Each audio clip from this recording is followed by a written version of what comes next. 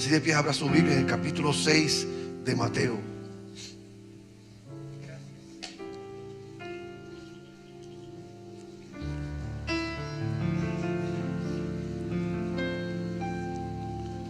Capítulo 6 de Mateo. Les voy a leer del verso 9 al 13.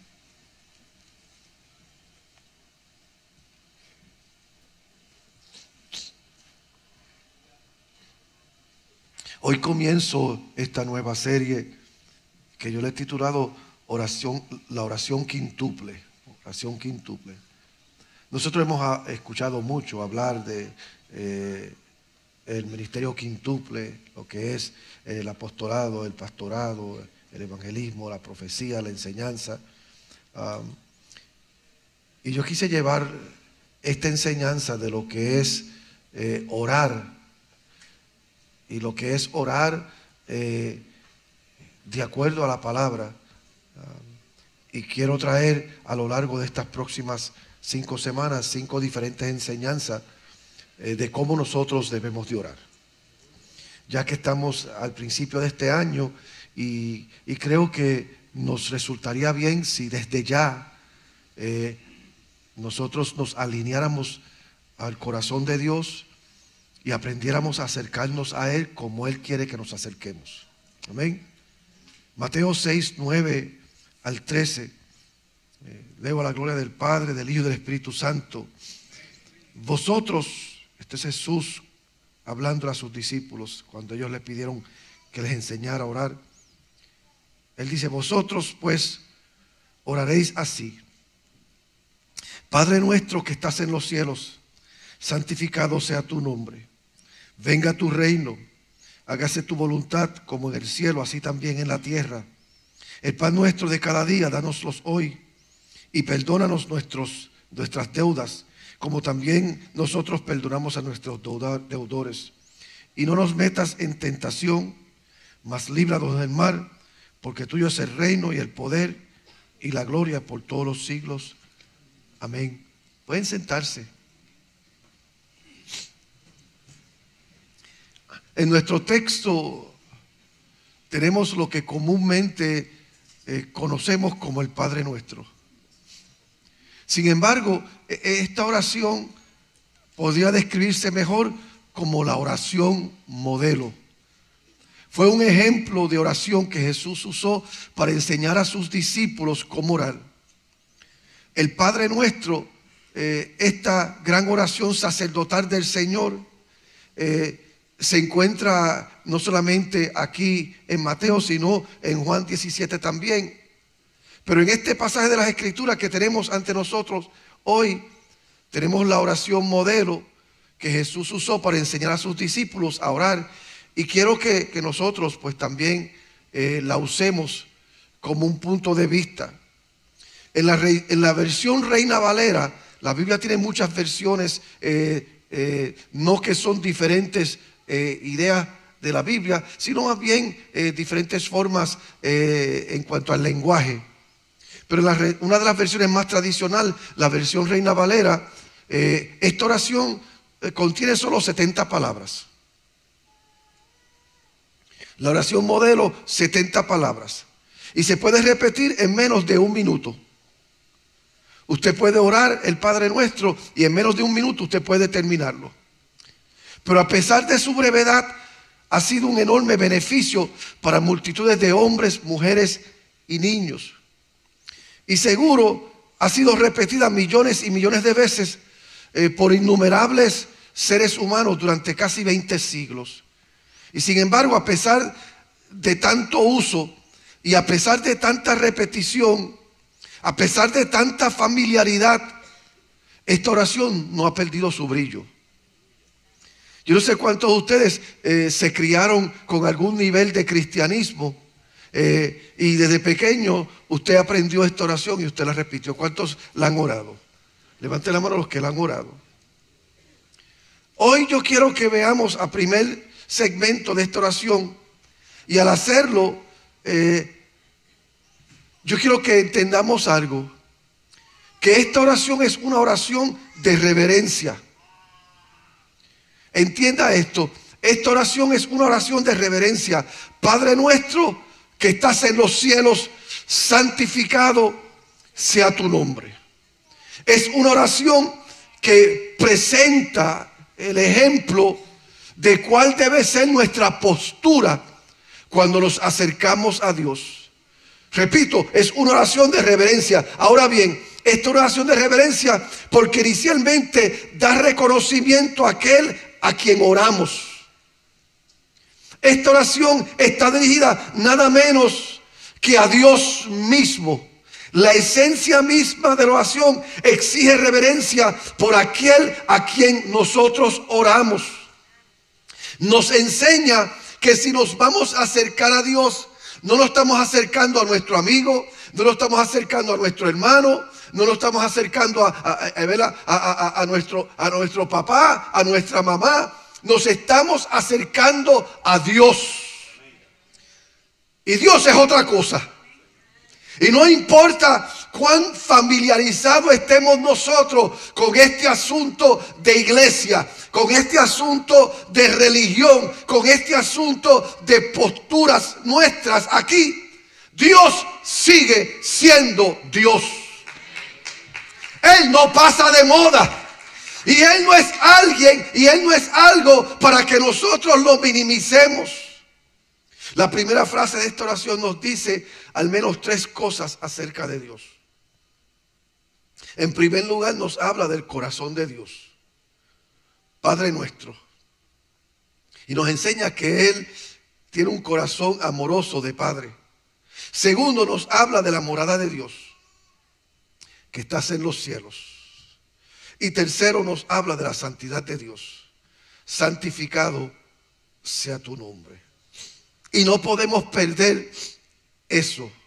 No podemos perder esa verdad. Él es nuestro Padre que nos ama. Su morada es los cielos.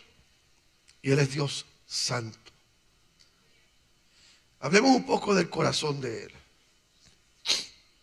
El cristianismo introdujo en el mundo el concepto de un solo Dios. No muchos dioses, sino un solo Dios. En los días de Jesucristo, en el primer siglo, había muchos que eran lo que en el campo de teología se le llamaban politeístas. Se aferraban al concepto de muchos dioses. Y yo no sé si usted ha leído la Biblia alguna vez, pero hay un pasaje bíblico en Hechos capítulo 17, donde Pablo fue a visitar una ciudad llamada Atenas. Y Pablo descubrió que esta ciudad tenía una experiencia de politeísmo, donde ellos adoraban muchos dioses.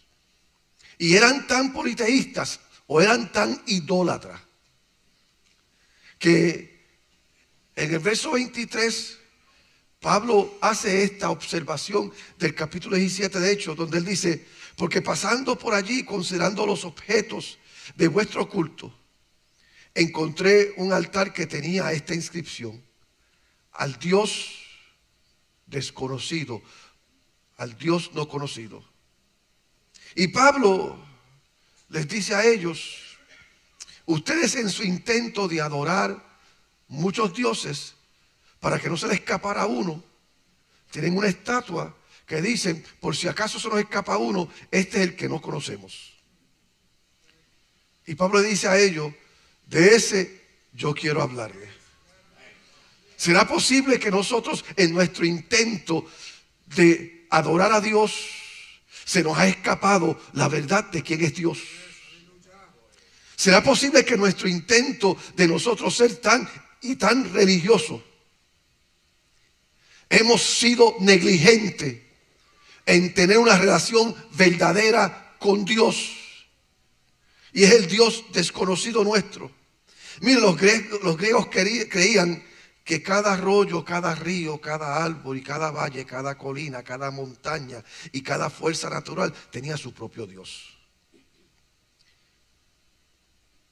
Y lo mismo ocurre hoy. Hoy hay tantas personas que están llenos de tantas supersticiones, están llenos de tantas ataduras, están llenos de tantos conceptos que sin darse cuenta han hecho de cada una de sus supersticiones, han hecho de cada uno de sus conceptos dioses.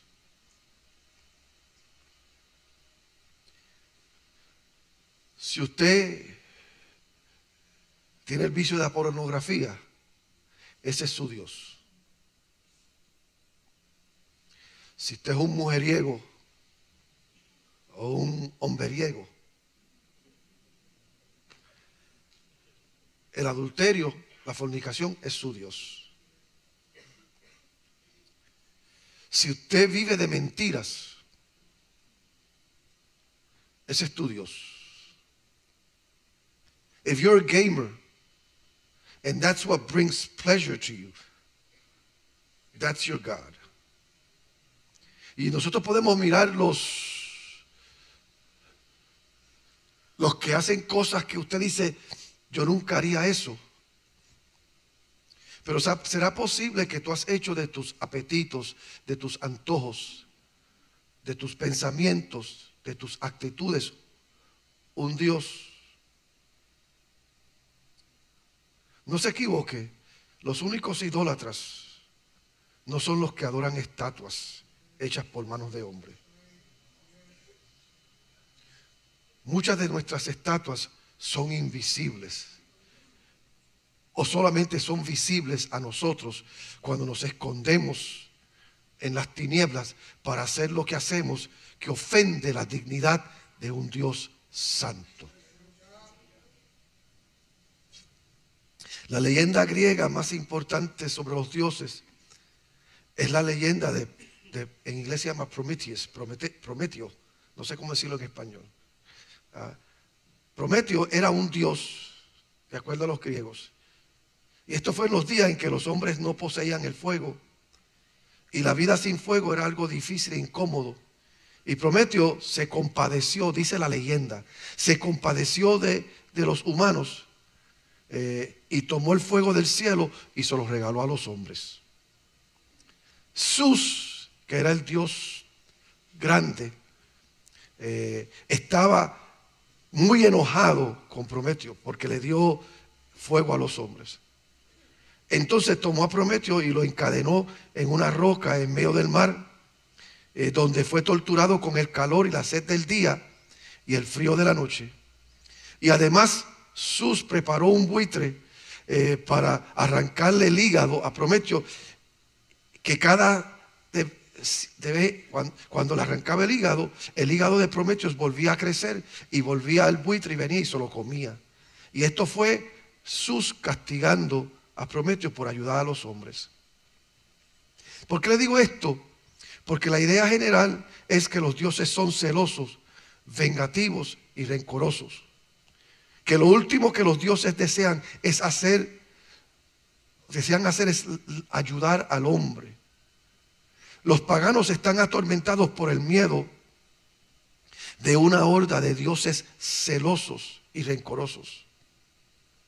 Y nosotros, los creyentes, hemos hecho lo mismo. Porque hemos hecho de Dios un Dios que lo que quiere es castigarnos, que lo que quiere es echarnos al infierno. Y por eso es que cuestionamos tanto la bondad de Dios y el amor de Dios. Se nos hace difícil. Y aún así, cuando pretendemos relacionarnos con Él, lo que hacemos es decir, como un Dios tan amoroso y tan bueno crea un infierno para enviar al hombre ahí.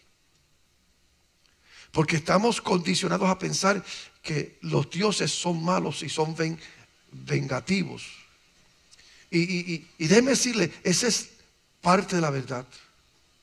Porque todo Dios a quien tú le sirves y todo Dios de quien tú eres esclavo, te ata. Te ata para perdición.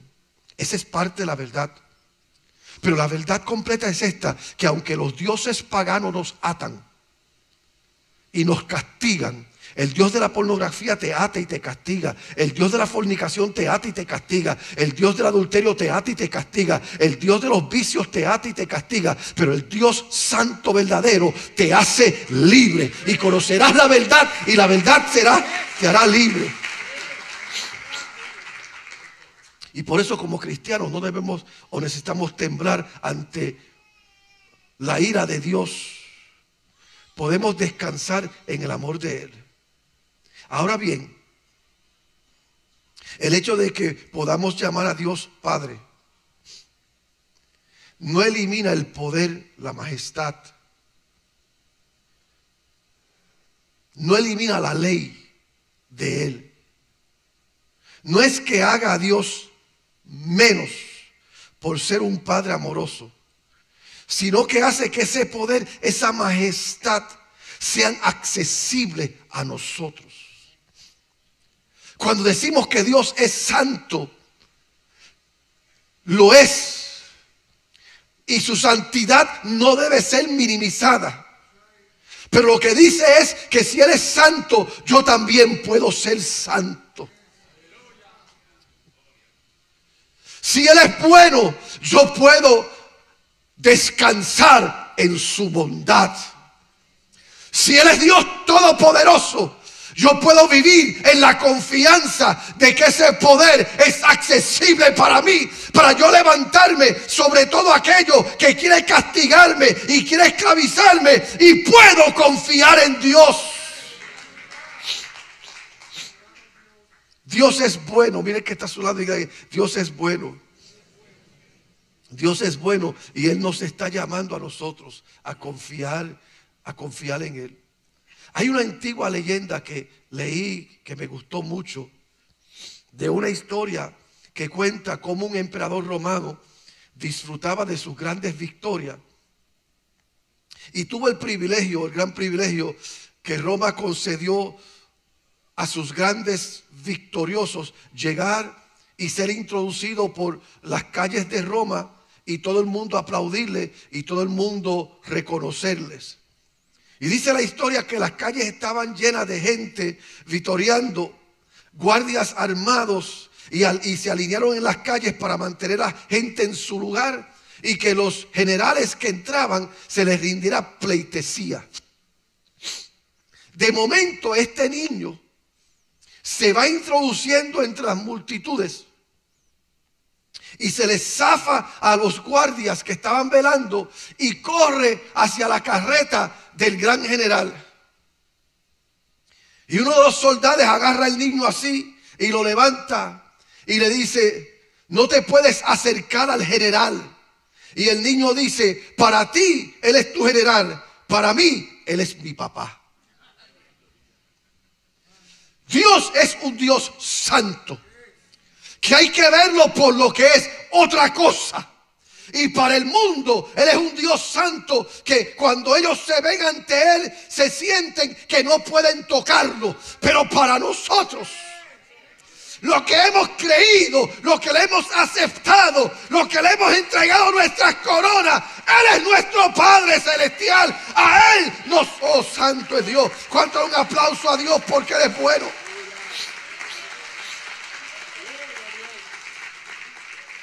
Difícilmente parece posible que aquel que ha sido de eternidad en eternidad, el Dios eterno, el Dios inmutable, el Dios infinito, se deleite en que nosotros le llamemos Padre. En los primeros 4 evangelios, Jesús habló de Dios como Padre más de 70 veces. Y cuando Jesús decidió escribirnos el corazón de Dios, en su parábola más conmovedora, eligió el carácter de un padre amoroso. En Lucas 15, Jesús cuenta la conmovedora historia de este padre y sus 2 hijos. La actitud del padre hacia sus 2 hijos nunca cambió. Aunque uno de ellos le deseó la muerte. Aunque uno de ellos con eso lo deshonró cruelmente. Y aunque uno de ellos tomó todo lo que su padre le dio y lo malgastó en vicios y mujeres. Pero cuenta la historia que ese padre, aunque su hijo cambió, el padre nunca cambió su actitud hacia el hijo. Y por eso cuando el hijo, dice la Biblia, que vuelve en sí y regresa y le dice a su padre: Padre, he pecado contra el cielo y contra ti. El padre toma la capa, lo cubre, mata el becerro gordo y hace una fiesta. Y cuando otros le preguntan, aún su hijo mayor le dice: ¿por qué has hecho lo que ha hecho es malgastar lo tuyo? El padre dice: es que este es mi hijo que estaba muerto y ha resucitado, estaba perdido y es hallado. Ese es el Dios que nosotros servimos. Yo te digo a ti, si eres hijo de Dios, por la fe en Jesucristo, tienes el bendito privilegio de llamar a Dios Padre.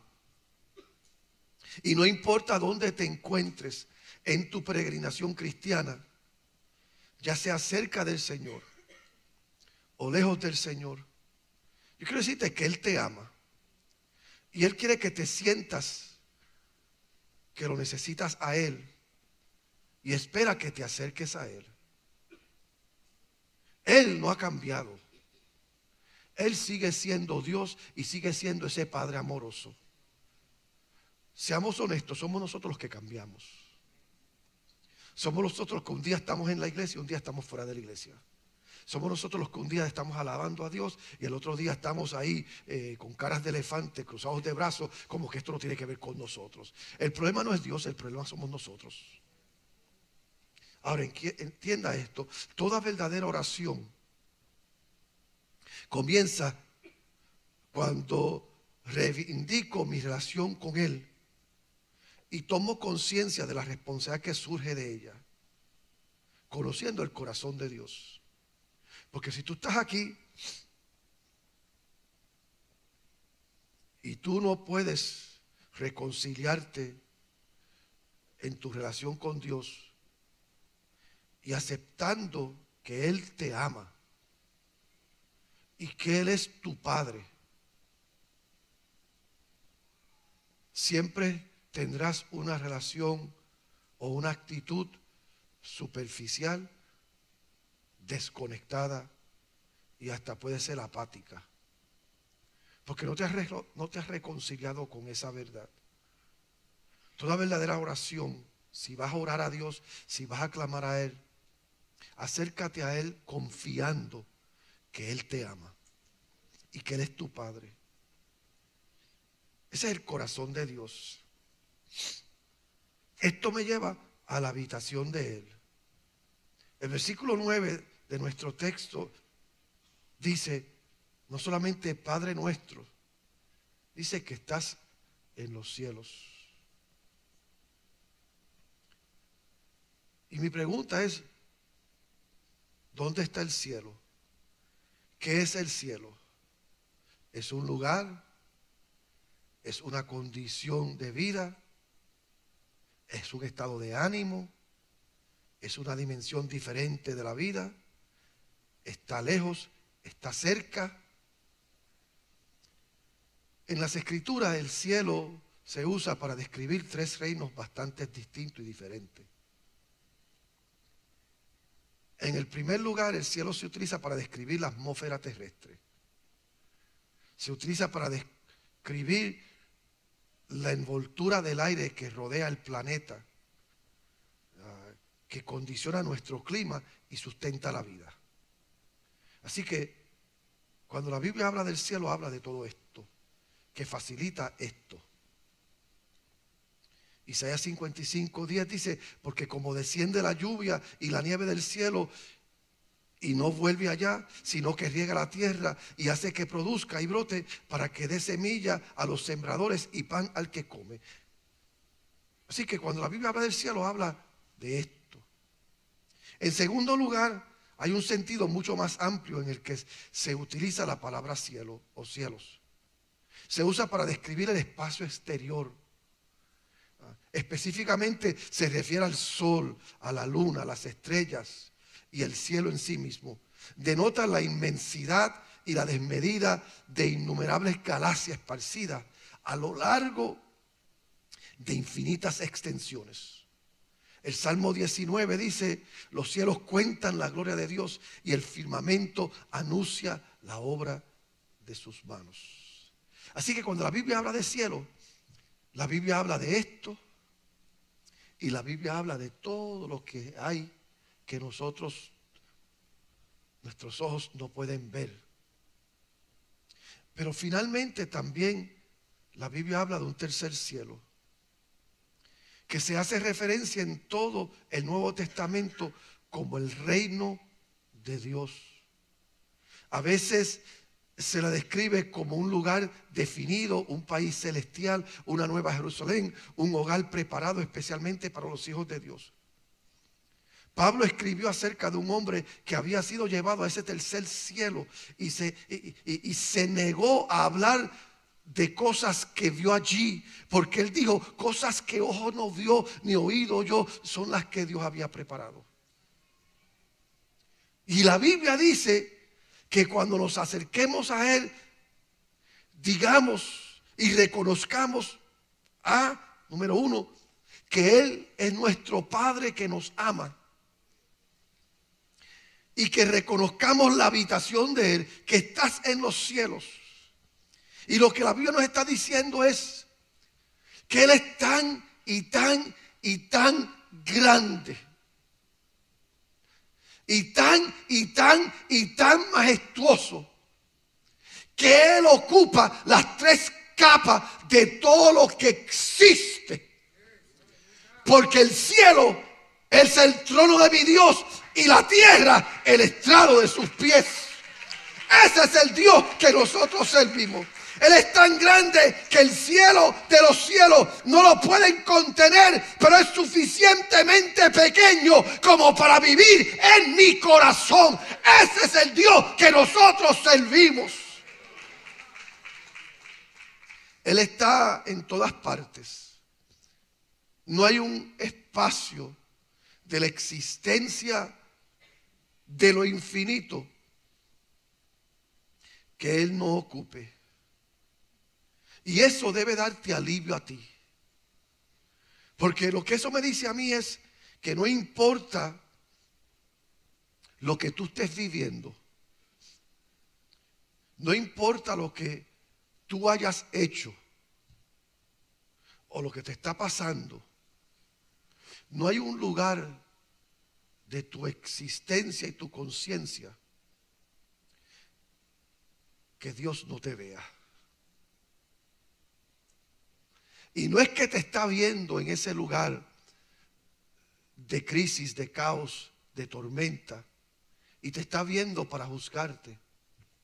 Es que te está viendo para que con su vista decirte: sígueme. Te muestro el camino a la liberación, te muestro el camino a la restauración, te muestro el camino al perdón, te muestro el camino a la sanidad. Padre nuestro que estás en los cielos. Y no es casualidad que nuestra oración termina en el día de hoy: santificado sea tu nombre. La palabra que se traduce santificado es parte del verbo griego, y la más fácil de decir es agios. Y esa palabra agios en griego lo que dice es otra cosa: separado.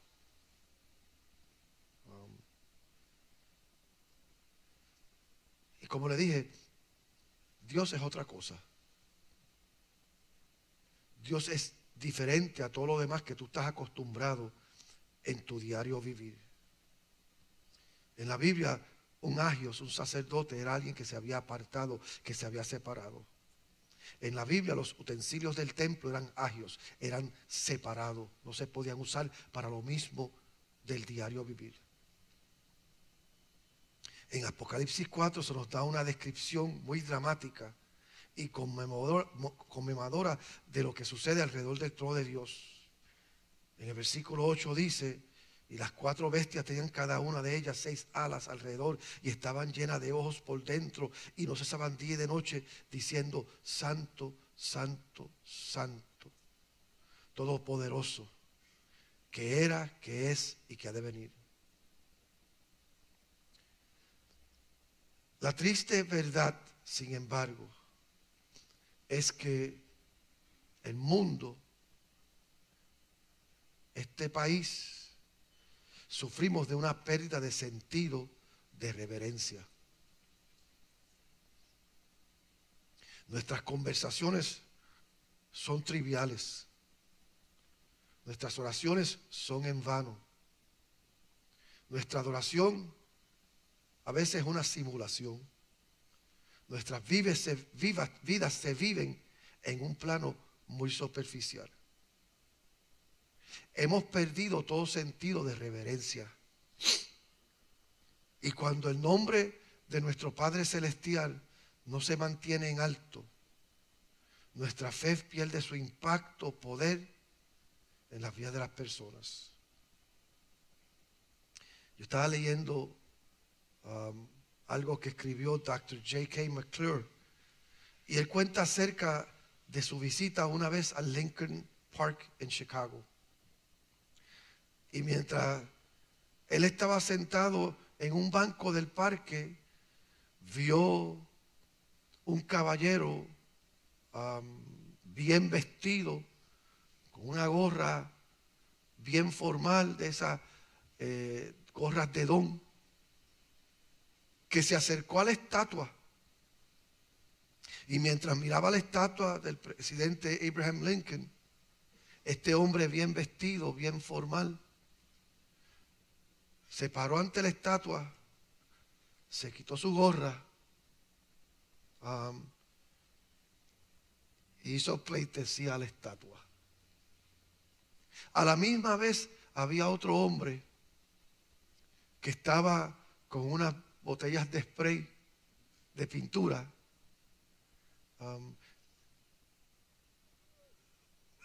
manchando la estatua y escribiendo grosería en la estatua. ¿Por qué le digo esto? Independientemente de cuál sea su actitud hacia Abraham Lincoln, nos damos cuenta de que hay una diferencia entre estos dos hombres, que es más amplio que los espacios entre las estrellas. Es que algunos se acercan a él con reverencia y otros se acercan a él con respeto. Le honran y reconocen su majestad, y otros que quieren borrar la historia son irreverentes. La Biblia dice en 1 de Pedro 1, 15, 16: sino como aquel que os llamó es santo, sed también vosotros santos en toda vuestra manera de vivir. Yo sé que es una gran orden ser puro. Es una gran orden ser limpios. Es una gran orden ser santo. Es una gran orden ser piadoso. Pero esa es la orden que tenemos nosotros si somos hijos de Dios. Y nunca sucederá mediante nuestros propios esfuerzos. Y el problema es que queremos acercarnos a Dios como Padre. Queremos acercarnos a Dios entendiendo la majestad de su omnipresencia. Pero no queremos relacionarnos con Él por quién es Él.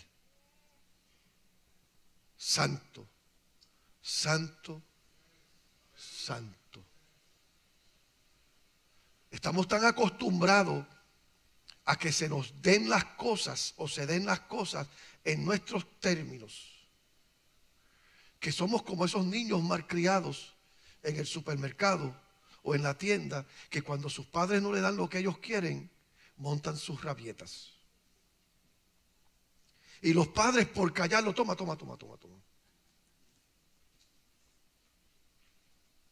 Estamos como esas gente maleducada que pretendemos hacer las cosas como queremos nosotros y como se nos da la gana a nosotros. Y ahora queremos venir ante el Padre nuestro, omnipresente, pero reducir eso al nivel de nosotros.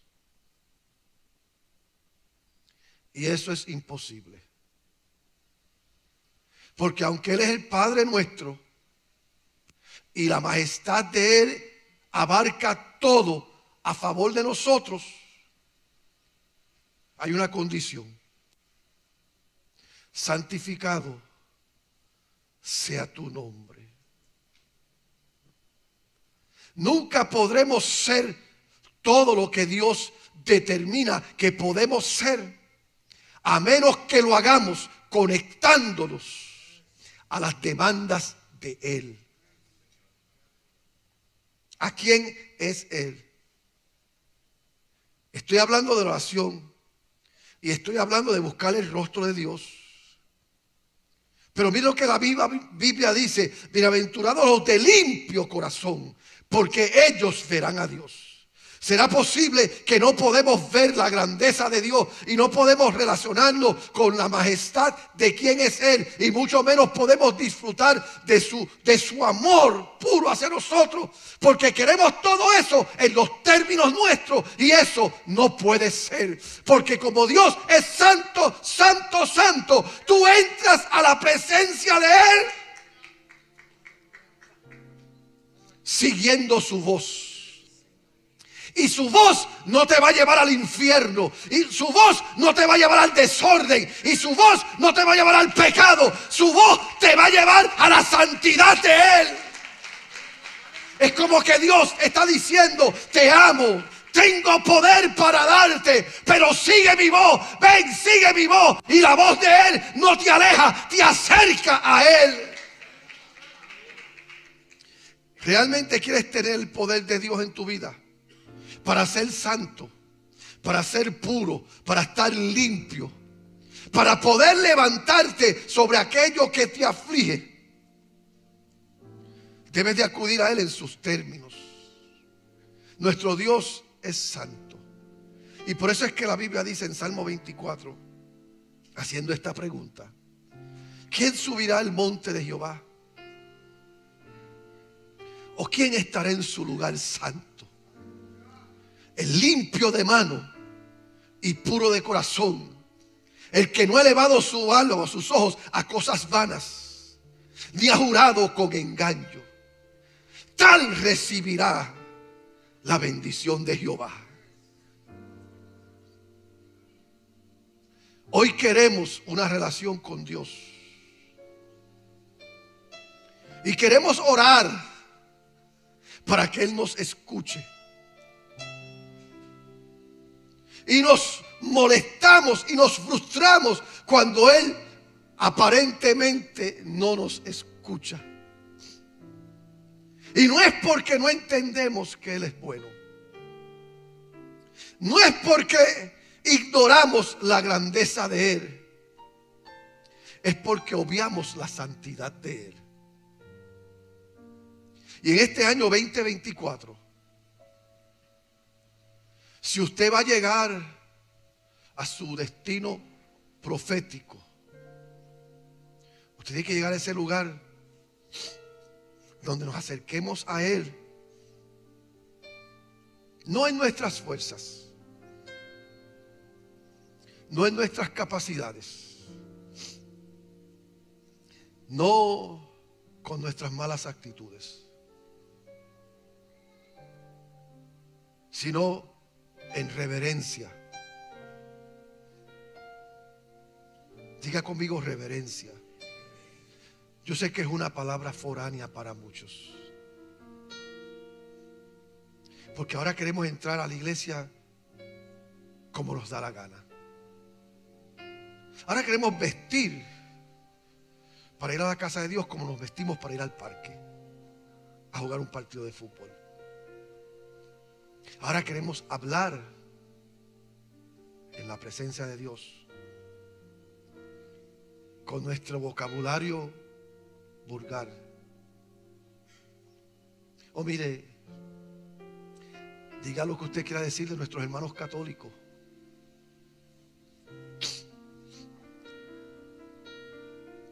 Pero por lo menos ellos todavía cuando entran al santuario entienden que están entrando en un lugar diferente. Y hacen se quitan sus gorras, se arrodillan en el pasillo, prenden sus velas. Y yo sé que no hay que hacer todas esas cosas, pero por lo menos ellos dicen: esto es otra cosa. Y no puedo entrar aquí como entro a mi casa. ¿Alguna vez usted se ha preguntado por qué la iglesia, por qué el templo es algo que Dios ordenó? ¿Por qué Dios pidió que se le hiciera casa, templo a Él? ¿Alguna vez usted se ha preguntado? Porque la gente dice: ¿pero por qué ir a la iglesia? ¿Sabe por qué? Porque Dios, el Padre amoroso que es, nos concedió a nosotros el privilegio de poder nosotros construir nuestras propias casas, tener nuestros propios apartamentos y amueblarlos al gusto nuestro. Dios tan amoroso que dice: ¿sabe qué? Pinta la casa del color que te dé la gana. Pon los muebles que a ti te guste. Y yo he ido a la casa de algunos de ustedes y algunos de ustedes tienen gustos locos. ¿Sí? Yo he entrado a casas violetas. Si usted tiene una casa violeta, disimule. A mí, gente me ha ido a buscar en carros colores de rosa. Nosotros todos tenemos nuestros propios gustos y para los gustos se hicieron los colores, ¿verdad? Pues Dios dijo: yo voy a respetar todo eso. Pero por lo menos hagan algo.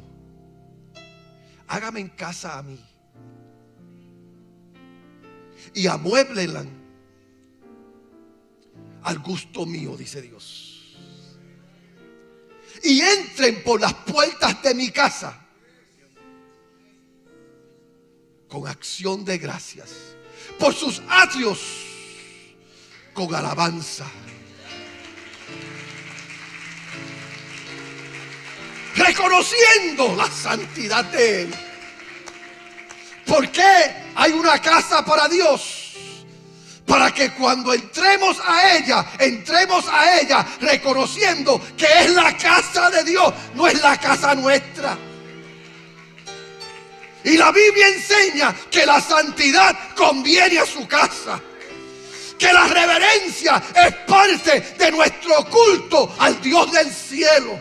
Padre nuestro que estás en los cielos, santificado sea tu nombre. Todo lo demás le sigue a eso. La semana que viene hablaremos más. Pero más vale que hoy entremos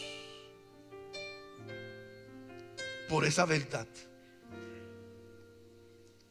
En un mundo donde se ha perdido tanto y tanto y tanto decoro, donde se ha perdido tanta reverencia, donde los padres no son padres y los hijos no son hijos, donde la ley ya no es ley, donde el tema del día es la irreverencia. Sí. Y se puede ver aún en nuestra política. Por un lado tenemos un partido criticando y juzgando al que es presidente porque es un viejo loco. Y nos reímos de eso. Y nosotros nos burlamos del viejo loco que está en la Casa Blanca. Y por el otro lado tenemos un loco que quiere ser presidente, que es vulgar y es irreverente. Y nosotros nos reímos de ese otro que es loco, vulgar, irreverente. ¿Ve dónde estamos? Que lo que antes hubiese sido una desgracia, una deshonra, que lo que antes burlarse de un anciano, eso era inaceptable antes. Decir quiero ser presidente, pero voy a hablar como me da la gana y me voy a vestir como me da la gana y voy a hacer lo que me da la gana, eso hubiese sido algo inconcebible. Pero es ahí donde estamos. ¿Y sabe qué es lo que sucede? Esas mismas actitudes de corrupción política las queremos traer a la iglesia en nuestro servicio a Dios. Y yo vengo a decirle que eso aquí no se va a dar, porque aquí en la cosecha siempre vamos a darle a Dios la gloria debida a su nombre y le vamos a adorar en la hermosura de su santidad.